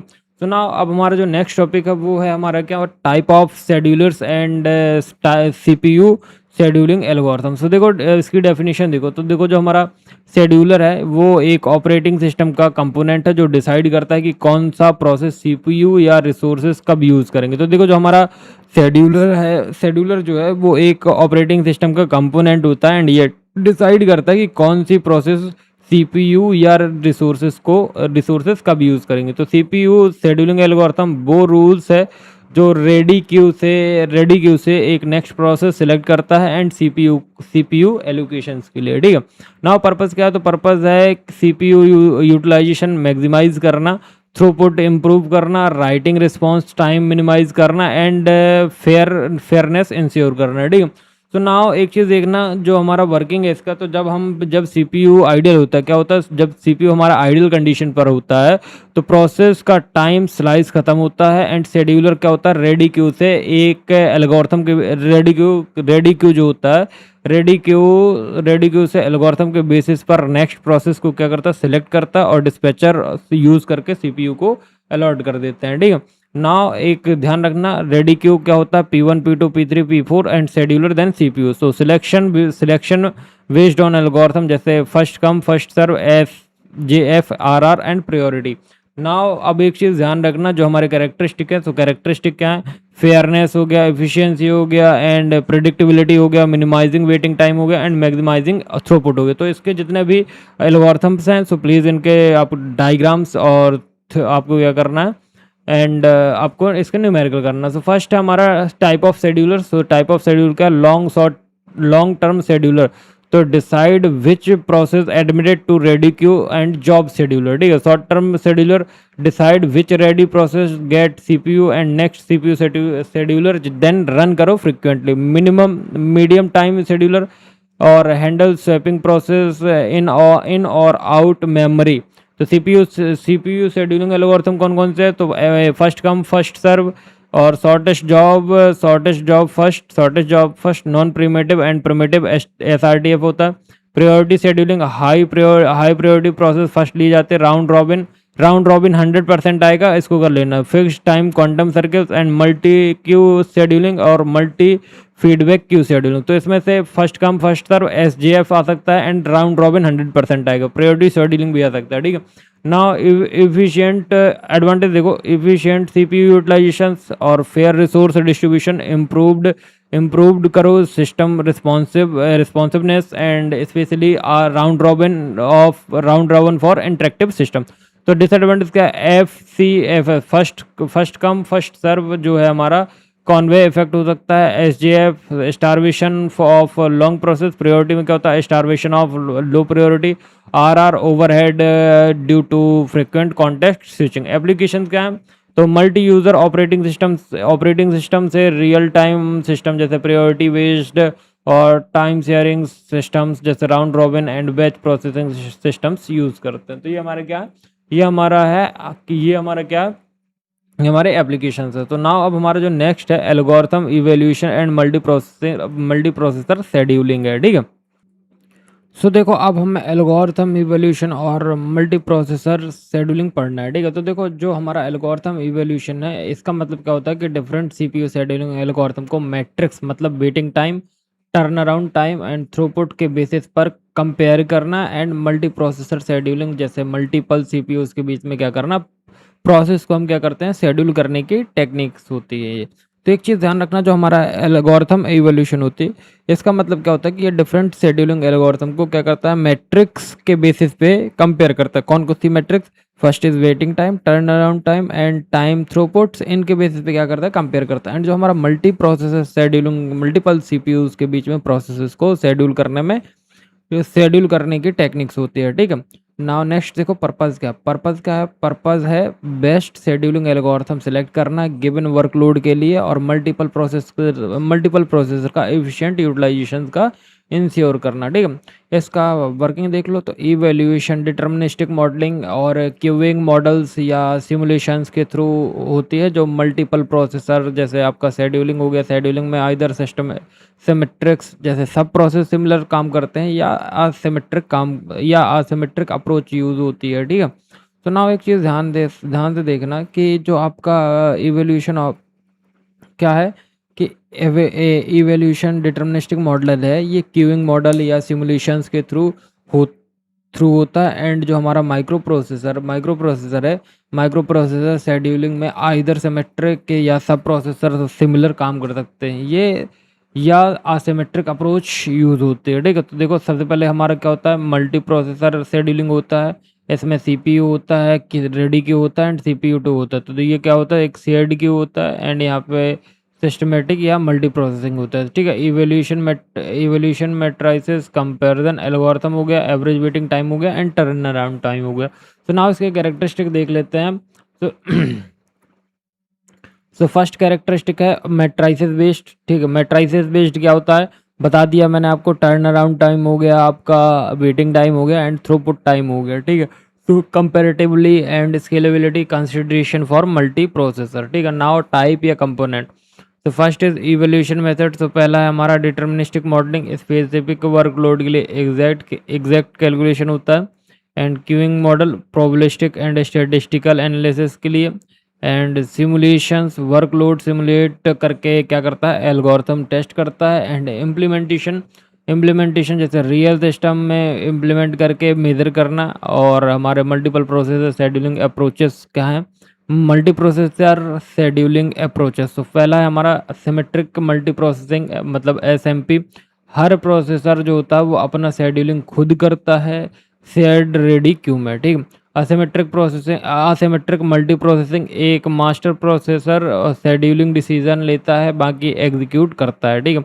प्रोसेसर एफिनिटी, तो इसमें क्या होता है, प्रोसेस उसी प्रोसेसर पर बार बार रन की जाती है। जो देखो, प्रोसेस उसी प्रोसेसर पर बार बार रन की जाती है, यानी कि कैचे बेनिफिट। फिर आता है आपका लोड बैलेंसिंग। तो लोड बैलेंसिंग में क्या होता है, वर्क को इवनली डिस्ट्रीब्यूट करना प्रोसेसर के बीच में। तो ना एडवांटेज क्या है, सो प्रॉपर इवोल्यूशन से बेस्ट फिट एल्गोरिथम चूज होता है, और मल्टी प्रोसेसर शेड्यूलिंग से पैरेलल प्रोसेसिंग और हायर थ्रूपुट मिलता है, ठीक है ना। डिसएडवांटेज क्या, तो डिसएडवांटेज हमारा सिमुलेशन हो गया या मॉडलिंग हो गया, इनसे टाइम कंज्यूम होता है, और रियल वर्ल्ड एक्यूरेसी में लिमिटेशन, मल्टी प्रोसेसिंग शेड्यूल्स में सिंक्रोनाइजेशंस और लोड बैलेंसिंग कॉम्प्लेक्स हो जाता है। इसके एप्लीकेशन क्या है, server farms, cloud computing systems, multi core desktop laptop CPUs, और हाई परफॉर्मेंस कंप्यूटिंग क्लस्टर्स। तो ये आपके क्या हो गए, ये आपका था हमारा algorithm evolution and micro processes scheduling, ठीक है। तो नाउ नेक्स्ट जो टॉपिक है वो है हमारा थ्रेड्स और system calls for process management. तो थ्रेड एक लाइट वेट प्रोसेस होती है, जो एक basic unit of CPU utilization जो प्रोसेस के अंदर चलता है। तो ध्यान समझना, जो हमारा थ्रेड है वो एक लाइट वेट प्रोसेस होता है। एंड ये क्या होता है कि लाइट वेट प्रोसेस होता है, एंड ठीक है। एंड ये एक basic unit of CPU utilization जो प्रोसेस के अंदर चलता है, अपना प्रोग्राम काउंटर, स्टैक और रजिस्टर रखता है, बट कोड या डेटा प्रोसेस के साथ शेयर करता है। किसके साथ शेयर करता है, कोड या डेटा जो होता है, कोड या डेटा प्रोसेस के साथ शेयर करता है। तो मैं एक बार फिर से रिपीट कर रहा हूँ, एंड आई होप आपको समझ में आ जाएगा। थ्रेड जो होता है वो ये एक लाइट वेट क्या होता है, थ्रेड जो होता है ये एक लाइट वेट प्रोसेस होता है, जो एक ही basic unit of CPU utilization जो प्रोसेस के अंदर चलता है, है, प्रोसेस के अंदर चलता है एंड अपना क्या करता है, अपना प्रोग्राम काउंटर स्टैक और रजिस्टर रखता है, बट कोड डेटा प्रोसेस के साथ शेयर करता है। ठीक है, ना पर्पस देखो, पर्पस क्या है, थ्रेड्स का पर्पस है कंकरेंसी प्रोवाइड करना with in single process without the overhead of creating separate processes, जिससे जिससे रिस्पॉन्सिवनेस और रिसोर्स शेयरिंग इम्प्रूव होती है। ठीक है, तो नाउ अब आप एक चीज़ ध्यान रखिएगा, अब हमें वर्किंग पढ़नी है। ठीक है, सो एक चीज़ ध्यान रखना, इसका वर्किंग कॉन्सेप्ट देखते हैं। तो एक प्रोसेस मल्टीपल थ्रेड्स क्रिएट कर सकता है जो सेम एड्रेस स्पेस शेयर करते हैं। ऑपरेटिंग सिस्टम थ्रेड शेड्यूलर इन थ्रेड को सीपीयू में क्या करता है, एलोकेट करता है। ये कर्नल लेवल्स या यूज़र लेवल्स भी हो सकते हैं। ठीक है, नाउ इसका डायग्राम देख लो। तो ये हमारे प्रोसेस है, तो यहाँ पे कोड होता है, डेटा होता है एंड फाइल्स होता है। ठीक है, तो T1 स्टैक और रजिस्टर्स और T2 stack registers and 3 stack register. तो थ्रेड शेयर करता है प्रोसेस रिसोर्सेज को, but have own execution context. ठीक है, तो नाउ इसके कैरेक्टरिस्टिक क्या है, लाइट वेट होता है, शेयर्ड एड्रेस स्पेस होता है एंड इंडिपेंडेंट एग्जीक्यूशन पाथ होता है and faster context switch then process. ठीक है, नाउ इसका पढ़ना हमको क्या, इसका पढ़ना है टाइप। तो देखो थ्रेड के टाइप क्या होते हैं, so there are 3 type. First is user level threads, मतलब managed by user level library और कर्नल अनअवेयर ठीक है ना। अपना कर्नल लेवल थ्रेड्स मैनेज करता है directly by operating system kernel, hybrid many to many models. ठीक है, अब आता प्रोसेस मैनेजमेंट सिस्टम। तो देखो फॉर्क में क्या है कि न्यू प्रोसेस को क्रिएट करता है, क्या करता है, न्यू प्रोसेस को क्रिएट करता है and EXEC process image replace करता है न्यू प्रोग्राम, क्या करता है, न्यू प्रोग्राम से process new EXEC process image replace करता है न्यू प्रोग्राम से। ठीक है, नाउ वेट क्या है, पेरेंट प्रोसेस चाइल्ड के टर्मिनेट होने का वेट करता है एंड एग्जिट क्या है, प्रोसेस टर्मिनेट करता है। ठीक है, किल प्रोसेस को सिग्नल भेजता है और टर्मिनेट करता है। ठीक है, now get paid process ID को क्या करते हैं, रिट्रीव करते हैं। नाउ नेक्स्ट है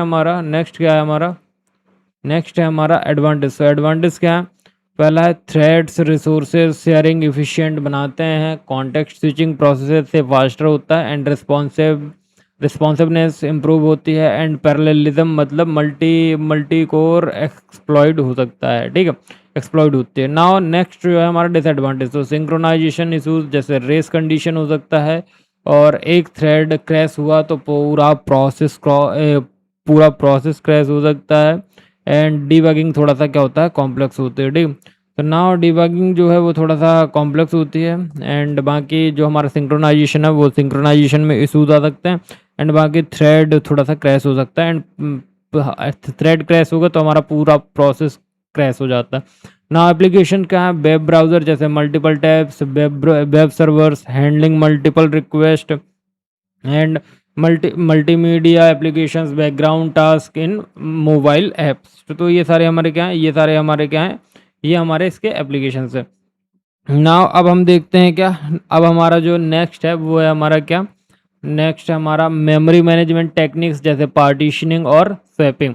तो देखो पार्टीशन मतलब पार्टीशन करना, स्वैपिंग मतलब स्वैप करना। सो नाउ स्टार्ट करते हैं। तो जो हमारा मेमोरी मैनेजमेंट है, मेमोरी मैनेजमेंट ऑपरेटिंग सिस्टम का वो फंक्शन है जो मेन मेमोरी रैम को डी एलोकेट करता है प्रोसेस के लिए। ठीक है, जो हमारा पार्टीशनिंग मेमोरी है, पार्टीशनिंग मेमोरी को फिक्स्ड या वेरिएबल साइज ब्लॉक में क्या करता है, डिवाइड करने की टेक्निक है एंड जो स्वैपिंग प्रोसेस को टेम्पररीली डिस्क पर मूव करने की टेक्निक है मेमोरी फ्री करने के लिए। ठीक है, ना इसका पर्पज़ क्या है, तो पर्पज़ देख लो,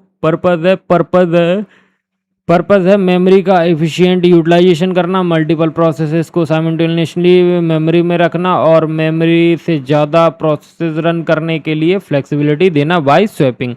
ना अब एक चीज़ ध्यान रखना, अब जो हमारा नेक्स्ट जो टॉपिक है वो हमारा है वर्किंग। किसकी वर्किंग पढ़नी है, मेमोरी मैनेजमेंट की टेक्निक्स और पार्टीशनिंग और स्वैपिंग की हमें क्या पढ़नी है, वर्किंग पढ़नी। तो वर्किंग है हमारा पार्टीशनिंग में मेमोरी को पार्टीशंस में डिवाइड किया जाता है और प्रोसेसेस उनमें फिट किए जाते हैं। स्वैपिंग में किसी प्रोसेसेस को टेम्पररी डिस्क स्वैप फेज में मूव किया जाता है, जबकि हमारे मेमोरी कम पड़े और जो ज़रूरत पड़े तो वापस मेमोरी में लाया जा सके। तो देखो इसका जो डायग्राम है, इसके डायग्राम को देखो, जो हमारा फिक्स्ड पार्टीशनिंग मतलब वेरिएबल पार्टीशनिंग, तो यहाँ पे पार्ट 1 P1 पार्ट 2 P2 तो पार्ट 3 में फ्री। तो यहाँ पे क्या हुआ, स्वैपिंग हुआ, तो मेमोरी हो गया, स्वैप आउट हो गया एंड प्रोसेसर बी में आ गया, तो memory swap in and processor a from disk. ठीक है, नाउ आई थिंक तुमको इतना समझ में आ गया होगा। एंड नाउ जो अब हमारा कैरेक्टरिस्टिक है, तो कैरेक्टरिस्टिक क्या है, तो कैरेक्टरिस्टिक देखते हैं। तो कैरेक्टरिस्टिक है कंटिन्यूअस एलोकेशन, फ्रेगमेंटेशन मतलब इंटरनल और एक्सटर्नल, और डायनेमिक री एलोकेशन पॉसिबल होते हैं। नाउ अब हमारा 6 नंबर मतलब कंपोनेंट या टाइप। तो देखो पार्टीशनिंग की टाइप है, तो 2 टाइप होते हैं। पहला स्टैटिक डायनेमिक और स्टैटिक पार्टीशनिंग और डायनेमिक पार्टीशनिंग। तो स्टैटिक को हम फिक्स्ड पार्टीशनिंग भी बोलते हैं और डायनेमिक को हम वेरिएबल पार्टीशनिंग भी बोलते हैं। तो फिक्स्ड पार्टीशनिंग क्या है, तो मेमोरी पहले से क्या होती है, पहले से फिक्स्ड होती है। एक साइज देखो, जो मेमोरी होती है, मेमोरी पहले से फिक्स्ड साइज ब्लॉक में डिवाइड होती है, और जो वेरिएबल पार्टीशनिंग है वो पार्टीशंस प्रोसेस साइज के अकॉर्डिंग क्रिएट होते हैं। एंड पार्टीशन एलोकेशन एल्गोरिथम है, जैसे फर्स्ट बिट, बेस्ट बिट और वर्स्ट बिट। तो first fit, best fit and worst fit, ये क्या है आपके पार्टीशनिंग एलोकेशन एल्गोरिथम है। फिर आता है swapping command, swap trace, swap space, disk area, swap in और आउट, और बैकिंग स्टोर। ठीक है, नाउ एडवांटेज क्या है, एडवांटेज है पार्टीशनिंग से सिंपल मेमोरी मैनेजमेंट होती है एंड स्वैपिंग से ज़्यादा प्रोसेसर रन हो सकते हैं, जैसे मेमोरी से ज़्यादा होते हैं एंड डिग्री से मल्टी प्रोग्रामिंग बढ़ जाती है। नाउ डिसएडवांटेज क्या है, तो डिसएडवांटेज है फिक्स्ड पार्टीशनिंग में इंटरनल फ्रेगमेंटेशन, वेरिएबल में एक्सटर्नल फ्रेगमेंटेशन, और स्वैपिंग में हाई इनपुट आउटपुट ओवरहेड और कॉन्टेक्स्ट स्विच टाइम बढ़ जाता है। ठीक है, नाउ एप्लीकेशंस क्या है, तो एप्लीकेशंस है early simples operating system memory management and embedded system with limited RAM, और system requiring sample in memory allocation strategies. So ये आपका हो गया एप्लीकेशन। सो नाउ अब है हमारा paging segmentation and page segmentation. So please इसके न्यूमेरिकल कर लीजिएगा। तो देखो जो पेजिंग होती है, पेजिंग एक मेमोरी मैनेजमेंट स्कीम है। क्या पेजिंग जो है एक मैनेजमेंट जो पेजिंग है हमारा, पेजिंग क्या है हमारा, पेजिंग एक मेमोरी मैनेजमेंट स्कीम है जिसमें प्रोसेसेस जो होती हैं, प्रोसेस का logical address space, fixed page और फिजिकल मेमोरी फ्रेम्स में क्या किया जाता है, डिवाइड होता है, मतलब नॉन कंटिजियस एलोकेशन। तो एक चीज़ ध्यान रखना, जो हमारा पेजिंग है, पेजिंग एक मेमोरी मैनेजमेंट स्कीम है जिसमें प्रोसेस का logical address space fixed size page में और फिजिकल मेमोरी फ्रेम्स में डिवाइड होती हैं, जो कि हमें नॉन कंटिजियस एलोकेशन होती है। तो सेगमेंटेशंस मेमोरी को लॉजिकली सेगमेंट्स में डिवाइड करता है, जैसे कि आपका वेरिएबल साइज हो गया, फंक्शंस हो गया एंड एरे हो गया। देन जो हमारे पेज सेगमेंटेशन होते हैं, दोनों को क्या करते हैं, कंबाइन कर देते हैं। ठीक है, नाउ पर्पज है एक्सटर्नल फ्रेगमेंटेशन एलिमिनेट करना, मतलब पेजिंग को हम एलिमिनेट कर देते हैं, एक्सटर्नल फ्रेगमेंटेशन को हम क्या करते हैं, एलिमिनेट कर देते हैं। लॉजिकल प्रोग्राम स्ट्रक्चर को हम प्रिजर्व करना, मतलब सेगमेंटेशन। तो जो हमारा लॉजिकल प्रोग्राम होते हैं, लॉजिकल प्रोग्राम स्ट्रक्चर होते हैं, उनको हम क्या करते हैं, प्रिजर्व करते हैं, मतलब सेगमेंटेशन। तो नाउ और जो हमारे efficient non contiguous memory allocation है उनको, और जो हमारे ये क्या है, efficient non contiguous memory allocation provide करना। ठीक है ना, अब नेक्स्ट है वर्किंग। थोड़ा सा नींद आने लग गया क्योंकि रात के 4 बजने को हैं, तो थोड़ा सा नींद आ रहा है। ठीक है, सुबह के 4 बज गए हैं 18 तारीख के। ठीक है, पेजिंग में सीपीयू जो होता है, CPU generated logical address to, देखो जो पेजिंग है, पेजिंग में सीपीयू जो होता है जनरेट करता है लॉजिकल एड्रेस को पेज नंबर प्लस ऑफसेट में स्प्लिट किया जाता है, एंड पेज टेबल यूज़ करके फ्रेम नंबर फाइंड होता है, एंड सेगमेंटेशन में एड्रेस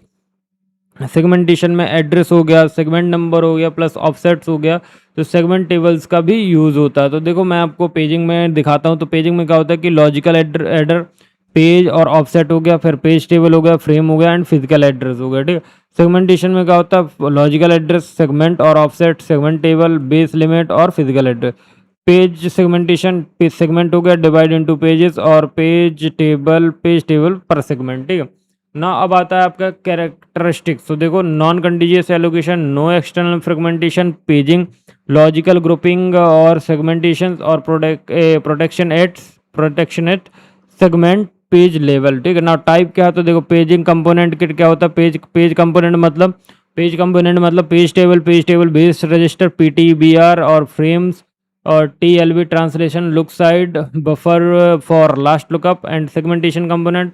सेगमेंट टेबल जो होता है, segment table, segment base, segment limit, paged segmentations और सेगमेंट टेबल्स एंट्रीज और entries point to tables and combine benefit for the both, ठीक है ना। एडवांटेज क्या है, सो एडवांटेज है हमारा पेजिंग के, no external fragmentation, easy allocation segmentation के हैं, logical view match program structure और ईजियर प्रोटेक्शन शेयरिंग और पेज सेगमेंटेशन में बेनिफिट ऑफ बोथ ना। अब आता है डिसएडवांटेज। तो डिसएडवांटेज क्या पेजिंग के, internal fragmentation, page table overhead and segmentation में क्या होता है, एक्सटर्नल फ्रेगमेंटेशन पॉसिबल होती है एंड पेज सेगमेंटेशन में क्या होता है, कॉम्प्लेक्स इम्प्लीमेंटेशन होता है एंड एक्स्ट्रा ओवरलोड होता है, एक्स्ट्रा ओवरहेड होता है, टू लेवल्स ट्रांसलेशन। अब इसका एप्लीकेशन क्या है, modern operating system, virtual memory system, window Linux using paging, Intel 86 architecture, segmentation, paging combined and compiler using segmentation for code data and stacks, ठीक है ना। हमारा 15 नंबर का क्वेश्चन है, वर्चुअल और डिमांड पेजिंग। तो वर्चुअल मेमोरी जो होती है ये एक प्रोसेस होती है, ये वर्चुअल मेमोरी एक टेक्निक है जो प्रोसेसेस को अलाउ करती है रन करने के लिए, रन होने के लिए, जिनका साइज फिजिकल मेमोरी से ज़्यादा होता है, उसे लॉजिकल एड्रेस को मेमोरी से सेपरेट किया जाता है। एंड डिमांड पेजिंग एक टेक्निक है जिसमें पेज सिर्फ लोड होते हैं और मेमोरी में जब उनकी जरूरत जब उनकी एक्चुअल ज़रूरत होती है। तो देखो, जो हमारा वर्चुअल मेमोरी है, वर्चुअल मेमोरी एक टेक्निक है जो प्रोसेस को क्या करती है, प्रोसेस को अलाउ करती है रन होने के लिए जिनका साइज एक्चुअल फिजिकल मेमोरी से ज़्यादा होता है एंड लॉजिकल एड्रेस स्पेस को फिजिकल मेमोरी से सेपरेट करके। डिमांड पेजिंग एक टेक्निक है जिसमें सिर्फ तब लोड होते हैं जब मेमोरी में जब उनकी एक्चुअल ज़रूरत पड़े, ठीक है ना। पर्पज़ क्या है, पर्पज़ है फिजिकल मेमोरी से बड़े प्रोग्राम्स रन करना पॉसिबल बनाना, मेमोरी यूटिलाइज करना, इम्प्रूव करना और मल्टी प्रोग्राम डिग्री बढ़ाना, ठीक है ना। वर्किंग कॉन्सेप्ट क्या, वर्किंग कॉन्सेप्ट है जब प्रोसेस किसी भी पेज को एक्सेस करता है जो मेमोरी में नहीं है तो एक पेज फॉल्ट जनरेट होता है और ऑपरेटिंग सिस्टम उस पेज को क्या करता है, डिस्क से लोड करता है और मेमोरी में पेज टेबल अपडेट करता है और प्रोसेस को एग्जीक्यूशन करता है और रिज्यूम होती है। तो सबसे पहले आता है डायग्राम में page access page in memory और no page fault yes. Operating system load होता है पेज फ्रॉम डिसकंटिन्यू एग्जीक्यूशन और अपडेट होता है पेज टेबल और रिज्यूम प्रोसेस, ठीक है। So now characteristic, so larger address space than physical memory, on demand paging, on demand loading और page replacement needed when memory full, ठीक है। Now next है टाइप कंपोनेंट में क्या है, तो देखो कॉन्सेप्ट क्या है, page fault, page replacement algorithm, thrashing और working set model and page replacement model में कौन सा आता है, FIFO, first in first out, LRU, list recently used, optimal page replacement, LFU, least frequent used and second chance ये clock का algorithm. तो यहाँ पर रिलेटेड किससे, डिमांड सेगमेंटेशन, सिमिलर कॉन्सेप्ट है सेगमेंटेशन के। सो प्लीज़ ये टाइप और रिप्लेसमेंट एल्गोरिथम के जो हैं न्यूमेरिकल्स हैं प्लीज़ उनको कर लीजिएगा, ठीक है। नाउ आता है एडवांटेज। तो program larger than physical memory run हो सकता है एंड मेमोरी यूटिलाइजेशन इंप्रूव हो सकती है, मोर प्रोसेसेस साइमल्टेनियसली रन हो सकते हैं, हायर मल्टी प्रोग्रामिंग हो सकता है, ठीक है। Not disadvantage, page fault handling, overhead threshing हो सकती है, एक्सेसिव पेजिंग जिससे परफॉर्मेंस ड्रास्टिकली गिरता है और डिस्क जो है input output slow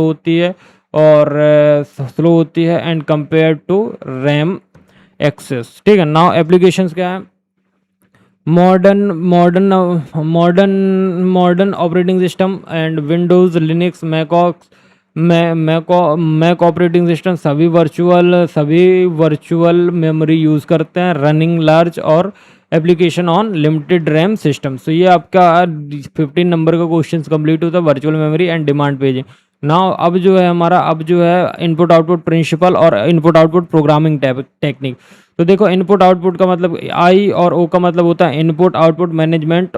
operating system का वो हिस्सा है जो डिवाइस के कीबोर्ड, डिस्क, प्रिंटर एक्सेट्रा के साथ कम्युनिकेशन हैंडल करता है। इनपुट आउटपुट प्रोग्रामिंग टेक्निक्स वो तरीका है जिससे सीपीयू के इनपुट आउटपुट डिवाइस के साथ डेटा ट्रांसफर करता है। ठीक है। नाउ पर्पज़ क्या है? तो पर्पज़ है एफिशिएंट और यूनिफॉर्म तरीके से इनपुट आउटपुट डिवाइस को मैनेज करना, सीपीयू और डिवाइस की स्पीड मिसमैच हैंडल करना और डिवाइसेस को इंडिपेंडेंस प्रोवाइड करना एप्लीकेशंस को। ठीक है। नाउ वर्किंग क्या है? तो एप्लीकेशन इनपुट आउटपुट रिक्वेस्ट करता है, ऑपरेटिंग सिस्टम डिवाइस ड्राइवर्स के थ्रू क्या करता है? हार्डवेयर को कमांड भेजता है। डेटा ट्रांसफर होने के बाद ऑपरेटिंग सिस्टम को नोटिफाई किया जाता है पोलिंग या इंटरप्ट के थ्रू, और कंट्रोल एप्लीकेशंस को वापस मिलता है। ठीक है। नाउ इसका डायग्राम क्या है? तो सबसे पहले आता है आपका application input output system call device independent operating system और device driver, device controller, hardware and physical drivers. Now next है कैरेक्टरिस्टिक। तो device independence, uniform naming, error handling, buffering, caching and efficient CPU device and synchronization. तो now हमारा जो type या component है, तो input output principle. तो देखो, device controller, device drivers, interrupt और direct memory access, buffering and spooling हो गया एंड कैचिंग हो गया। नाउ इनपुट आउटपुट की टेक्निक देख लो। तो programmed input output, CPU actively polls device status, interrupt driven input output. तो डिवाइस जो होता है इंटरप्ट सीपीयू जो जब रेडी हो, और DMA direct access memory, data transfer directly memory device के बीच सीपीयू इन्वॉल्वमेंट मिनिमम रखता है। Now advantage. तो एडवांटेज क्या है? एडवांटेज है डिवाइस इंडिपेंडेंस से एप्लीकेशन डिफरेंट हार्डवेयर के साथ काम कर सकता है एंड बफरिंग से परफॉर्मेंस इंप्रूव हो सकती है। नाउ थर्ड है स्टैंडर्डाइजेशन इंटरफेस। स्टैंडर्डाइज इंटरफेस जो होता है उसको डेवलपमेंट इजी बनाता है। नाउ नेक्स्ट जो हमारा है डिसएडवांटेज। तो इनपुट आउटपुट ऑपरेशन जो होते हैं वो जनरली स्लो हो जाते हैं सीपीयू स्पीड के कंपैरिजन में। ठीक है। ना हमारा जो सेकंड क्या है? ड्राइवर्स बग्स सिस्टम्स क्रैश कर सकते हैं और overhead in managing multiple devices types. Now next है हमारा क्या? नेक्स्ट है हमारा एप्लीकेशन। प्रिंटर हो गया, कीबोर्ड हो गया, डिस्क ड्राइवर हो गया, नेटवर्क कार्ड हो गया, सभी इनपुट आउटपुट सब डिवाइसेस के थ्रू मैनेज होते हैं और इन मॉडर्न सिस्टम के अकॉर्डिंग इन ऑपरेटिंग सिस्टम में। ठीक है। ना अब हमारा आता है 16 हो चुका। ना 17 आता है programmed input output, interrupt driven input output and concurrent input output. ठीक है। तो ये तीनों जो हैं ये सीपीयू, ये जो तीनों हैं ये सीपीयू और इनपुट आउटपुट डिवाइसेस के बीच का डेटा ट्रांसफ़र कंट्रोल करने के मेथड होते हैं। प्रोग्राम इनपुट आउटपुट में CPU continuously device status check करता रहता है। इंटरप्ट ड्राइवन इनपुट आउटपुट में डिवाइस जो होता है खुद सीपीयू को क्या करता है? इंटरप्ट करता है। तो एक चीज़ ध्यान से देखना, जो हमारा प्रोग्राम इनपुट आउटपुट होता है उसमें सीपीयू क्या करता है? कंटिन्यूसली डिवाइस स्टेटस को क्या करता रहता है? चेक करता रहता है। लेकिन जो हमारा इंटरप्ट ड्राइवन होता है उसमें इनपुट आउटपुट में डिवाइस खुद सीपीयू को क्या करता है? इंटरप्ट करता है, और जब रेडी हो और कॉन्करेंट इनपुट आउटपुट डीएमए वेस्ट में multiple input output operations CPU के इन्वॉल्वमेंट के बिना पैरेलल होती रहती है। नाउ हमारा जो पर्पज़ है, इसका पर्पज़ क्या है? तो पर्पज़ है सीपीयू और इनपुट आउटपुट डिवाइसेस के बीच में स्पीड को मिसमैच हैंडल करना और एफिशिएंट डेटा को ट्रांसफ़र इंश्योर करना, सीपीयू का टाइम वेस्ट कम से कम करना। ठीक है। वर्किंग क्या है? तो प्रोग्राम्ड। तो देखो, प्रोग्राम्ड इनपुट आउटपुट। तो सीपीयू एक बिजी वेट लूप में डिवाइस रजिस्टर चेक करता है, जब रेडी हो तब डेटा हमारा ट्रांसफ़र करता है। Input output interrupt driven input output. तो CPU input output request start करके अपना काम कंटिन्यू करता है, डिवाइस ट्रांसफ़र कंप्लीट होने के बाद इंटरप्ट सिग्नल भेजता है और सीपीयू उस इंटरप्ट को हैंडल करता है। Now concurrent IO DMA direct memory access. तो कंट्रोलर सीपीयू की जगह डायरेक्ट मेमोरी और डिवाइसेस के बीच में डेटा ट्रांसफ़र करता है। सीपीयू सिर्फ स्टार्ट और एंड पर इन्वॉल्व होता है। ठीक है, तो हमारा जो डायग्राम है वो क्या है, programmed input output CPU, polling start और डिवाइस बिजी होता है, वेट इंटरप्ट कर दो ड्राइव इनको, सीपीयू स्टार्ट करो, input output device, CPU continuous other work, तो डिवाइस इंटरप्ट हुआ, CPU handler SIR, and DMA concurrent, CPU command हो गया, डीएमए कंट्रोलर हो गया, डीएमए कंट्रोलर डेटा मेमोरी और डेटा डिवाइस, और डीएमए इंटरप्ट और डन सीपीयू। तो नाउ कैरेक्टरिस्टिक क्या है, तो CPU utilisation, CPU utilisation efficiency varies, complexity increase होती है, फ्रॉम प्रोग्राम्ड इंटरप्ट और DMA overhead differs greatly. Now next question है, नेक्स्ट क्वेश्चन क्या है हमारा, टाइप या कंपोनेंट। तो पहला टाइप या कंपोनेंट देखो, तो देखो programmed input output simple but CPU busy, wait और waste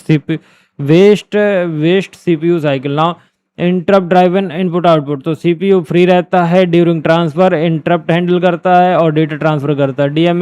DMA concurrent input output, तो bulk data transfer directly memory devices के बीच में, एंड सीपीयू ऑलमोस्ट फ्री होता है। ठीक है, नाउ जो हमारा नेक्स्ट है, नेक्स्ट क्या है हमारा,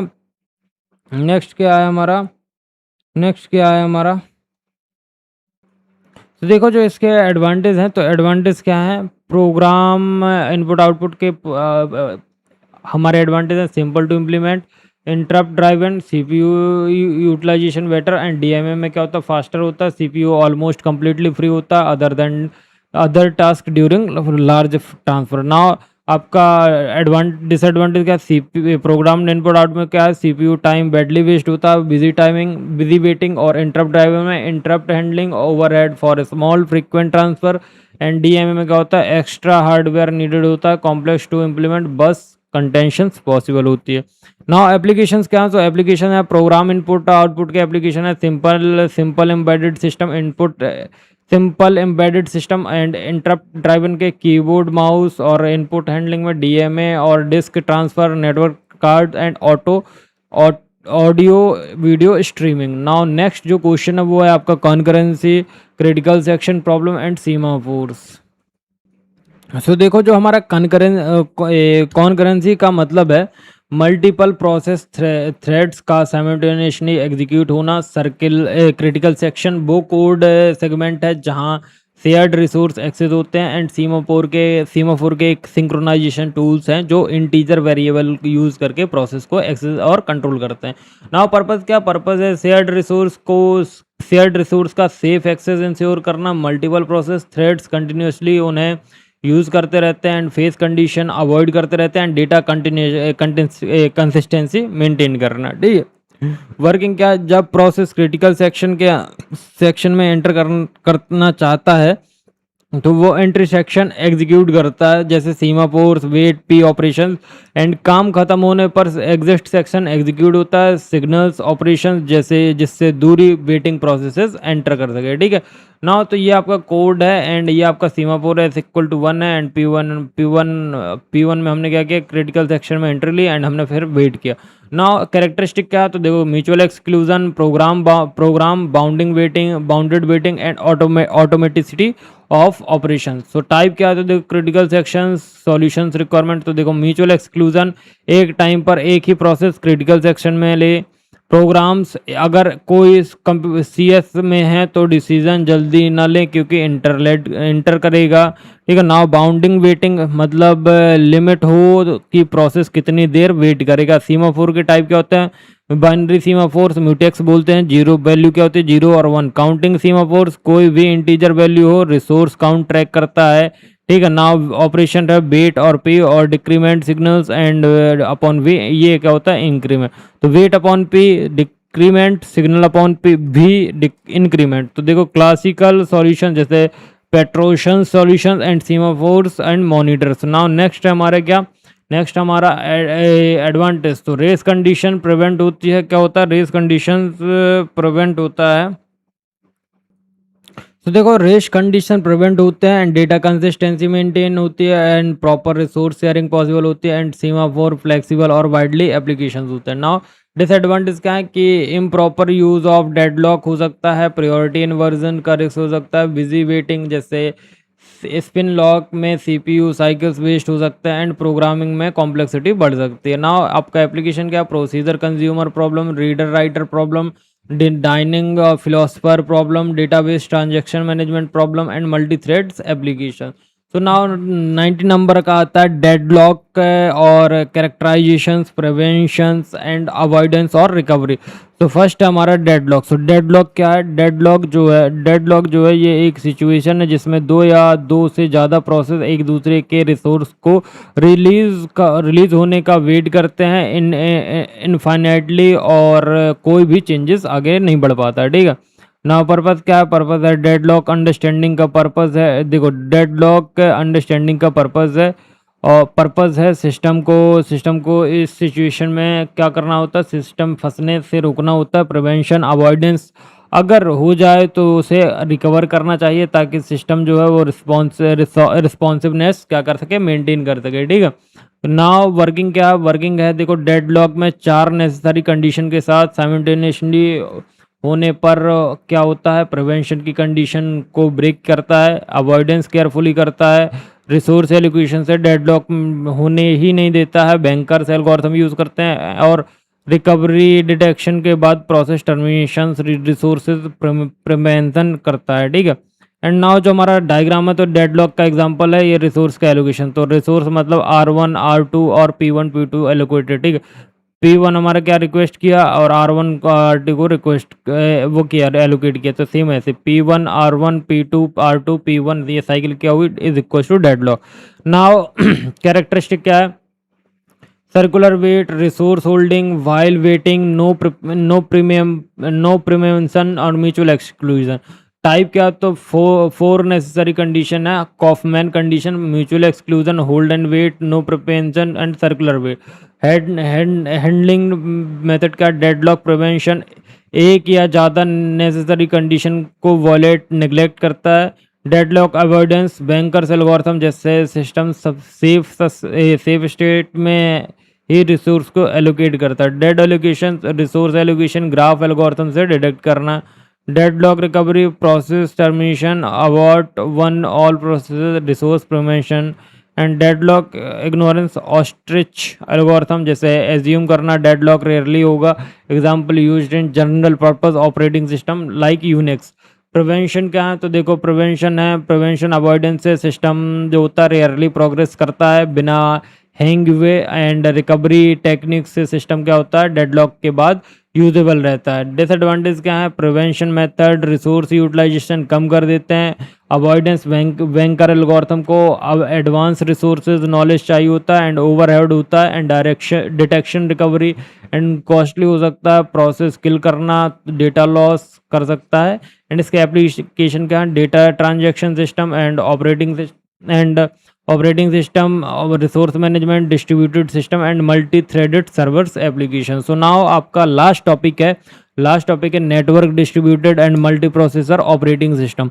तो देखो जो हमारा नेटवर्क ऑपरेटिंग सिस्टम है, network operating system multiple independent computers को नेटवर्क के थ्रू कनेक्ट करके रिसोर्स शेयरिंग अलाउ कर सकता है। ठीक है। नाउ हर मशीन में अपना लोकल ऑपरेटिंग सिस्टम रखता है। ठीक है। Distributed operating system multiple computers को एक सिंगल कोहेरेंट सिस्टम की तरह प्रेजेंट करता है। माइक्रो प्रोसेसर ऑपरेटिंग सिस्टम में मल्टीपल सीपीयूज को मैनेज करता है। इसका पर्पस क्या होता है? तो पर्पस इसका बहुत सिंपल होता है, तो देख लेते हैं। पर्पस है resource sharing, increase computation power, reliability, fault tolerance और स्केलेबिलिटी प्रोवाइड करना मल्टीपल मशीन्स प्रोसेसेस के कोऑर्डिनेशन से। ना वर्किंग है, नेटवर्क ऑपरेटिंग सिस्टम में हर नोड में अपना ऑपरेटिंग सिस्टम चलता है, और नेटवर्क जो होता है network services file sharing printing provide करता है। डिस्ट्रीब्यूटेड ऑपरेटिंग सिस्टम में रिसोर्स ट्रांसपेरेंटली मल्टीपल मशीन्स पर मैनेज होते हैं, और सिग्नल सिस्टम्स इमेज के थ्रू क्या करते हैं, मल्टी प्रोसेसर जो होते हैं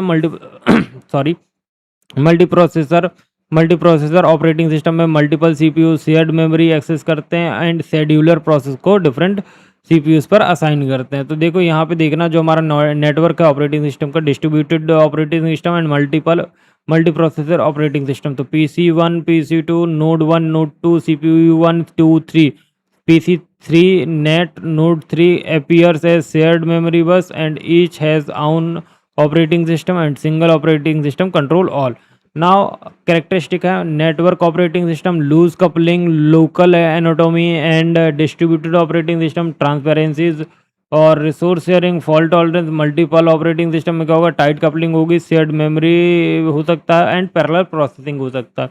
नाउ टाइप पे देख लो तो टाइप क्या है, network operating system feature, file sharing, remote login, prevent services, local anatomy or of each machine and distributed operating system features, transparency, access, location, migration, scalability, concurrency और fault tolerance. Now multiprocessor of operating system, तो systematic multiprocessing SMP, all CPUs equal होते हैं, share single copy of operating system. Asymmetric multiprocessing AMP, one master CPU control other. तो distributed systems models, client server model, peer to peer model, ठीक है।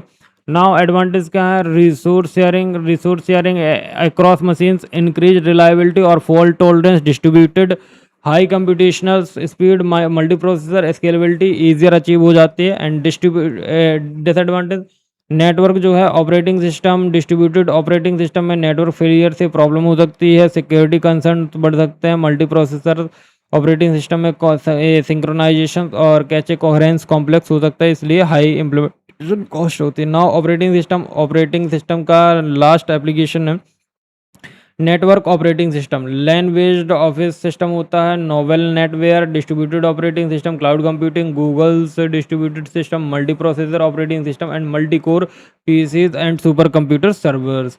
तो यहाँ पे तुम्हारा जो टॉप 20 इंपॉर्टेंट क्वेश्चन हैं तुम्हारे यहाँ पे ख़त्म होते हैं ऑपरेटिंग सिस्टम के। एंड आपको ये नोट्स कहाँ पे मिलेगा, तो देखो मैं अभी बता दूं कि अभी रात में 4 बजने वाला है, ठीक है। एंड मैं 9 बजे ये वीडियो पब्लिक करूँगा एंड आपको 10 या 11 बजे तक आपके इसके नोट्स मिल जाएंगे। सो प्लीज़ आधे घंटे थोड़ा 1 घंटे पैनिक मत करना, नोट्स मिल जाएंगे, ठीक है ना। ये नोट्स मिलेंगे कहाँ, नोट्स मिलेंगे तुमको टेलीग्राम पे एंड आपका कल लास्ट एग्ज़ाम है ऑपरेटिंग सिस्टम का, ठीक है।